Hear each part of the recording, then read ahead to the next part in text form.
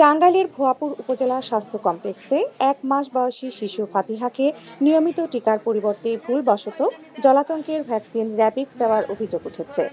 আজ বুধবার দুপুরে শিশুটিকে টিকা দিতে গেলে এই ঘটনা ঘটে বলে জানান শিশুটির মা মৌ আক্তার।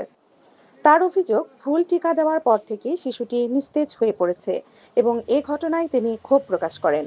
ভুলের বিষয়টি স্বীকার করে স্বাস্থ্য পরিদর্শক মোহাম্মদ কায়ুম দুঃখ প্রকাশ করেছেন। উপজেলা স্বাস্থ্য ও পরিবার পরিকল্পনা কর্মকর্তা ডাক্তার লুৎফর রহমান আজাদ বলেন, এটি অনাকাঙ্ক্ষিত অসতর্কতা, তবে এতে শিশুর বড় কোনো ক্ষতির আশঙ্কা নেই। টাঙ্গাইলের civil surgeon doctor F Mahbubul Alam জানিয়েছেন, বিষয়টি গুরুত্ব দিয়ে দেখা হচ্ছে এবং শিশুটিকে বিশেষজ্ঞদের পরামর্শ অনুযায়ী পর্যবেক্ষণে রাখা হয়েছে।